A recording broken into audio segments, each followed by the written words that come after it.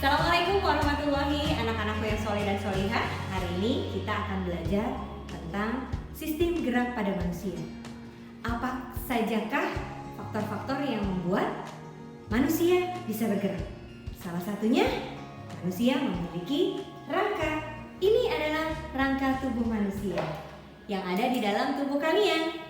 Apa fungsinya dan bagaimana cara kerjanya? Ikuti terus video berikut. Sistem gerak pada manusia. Perhatikan gambar dari tenda ini. Apa yang membuat tenda ini berdiri dengan tegaknya?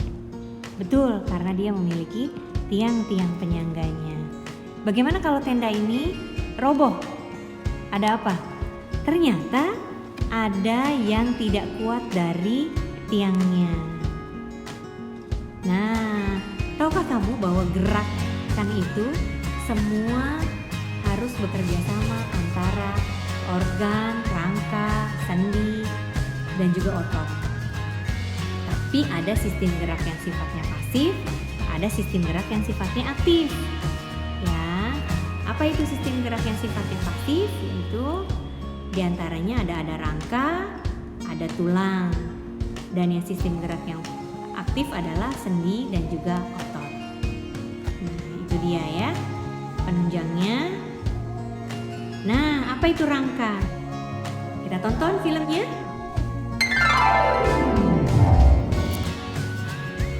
Kita masuk ke film Fungsi Rangka. Apa itu fungsi rangka? Ini lihat. Ini adalah rangka bagian dalam. Bisa terlihat ya? Ini rangkanya. Bagaimana rangkamu? Apa sih fungsi rangka? Fungsi rangka memberi bentuk.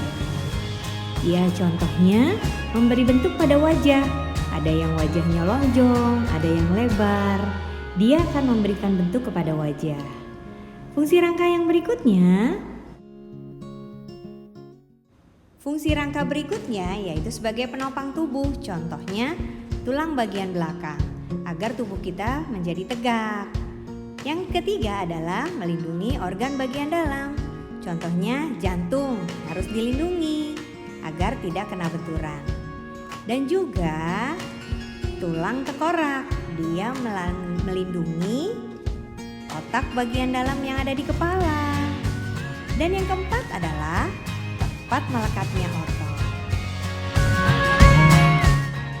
Ya, otot itu menempel juga pada rangka. Dan yang kelima, tempat pembuatan sel darah merah. Itu juga terjadi pada rangka.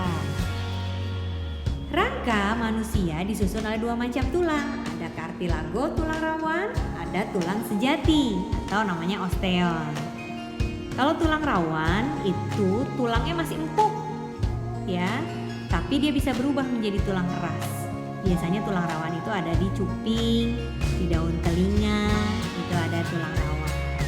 Tulang rawan ada 3 jenis, ada tulang rawan hialin, tulang rawan elastik, ada tulang rawan serabut. Seperti apa dia? Ini dia tulang rawan hialin. Adanya di dinding trakea, disusun dari bahan yang seragam, sejenis. Kalau tulang rawan elastik, dia bersifat lentur dan adanya di daun telinga. Dan kalau tulang rawan serabut, dia di antara tulang ruas belakang.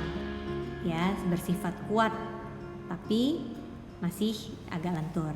Kalau tulang keras, ya, tulang keras biasanya dia terbentuk dari tulang rawan, tapi ada juga loh tulang keras yang tidak dari tulang rawan. Yaitu contohnya tulang tengkorak. Tulang tengkorak itu langsung menjadi keras. Tulang keras banyak mengandung zat kapur. Ya, tulang keras banyak mengandung zat kapur. Dan juga dalam proses pengerasan tulang itu dipengaruhi oleh vitamin D. Nah, di tulang berdasarkan penyusun tulangnya ada yang tulang-tulang spon. Tulang spon ini yang berongga-rongga. Ada tulang kompak, berarti dia sudah padat.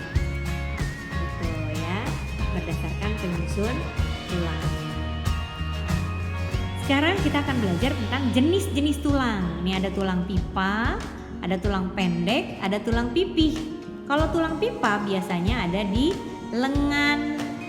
Nih, tulang lengan atas, tulang lengan bawah, tulang paha, dan juga tulang betis. Itu bentuknya seperti pipa. Kalau tulang pendek biasanya ada di ruas tulang belakang dan juga di pergelangan tangan nih ya, di pergelangan tangan dan pergelangan kaki. Kalau tulang pipi, ini bentuknya pipi, biasanya ada di tulang belikat dan juga ada di tulang dada, di tulang rusuk. Kalau yang tidak beraturan biasanya dia ada di daerah ini. Struktur tulang, ketika tulang ini kita ambil sedikit, di bagian luarnya itu ada namanya bagian pembungkus tulang, disebut periosteum ya. Dia di periosteum ini ada pembuluh darah, yang juga pembuluh darah itu bisa memberikan makan pada sel tulang, untuk makanan sel tulang. Dan di periosteum ini juga tempat melekatnya otot-otot rangka. Ini ya, di periosteum ada saluran nafas.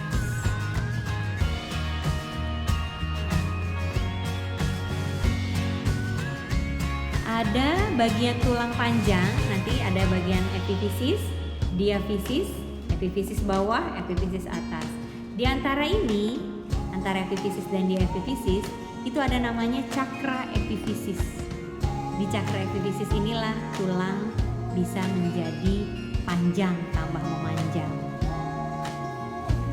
Bagaimana kalau tulang itu mengalami kerusakan, patah tulang misalnya?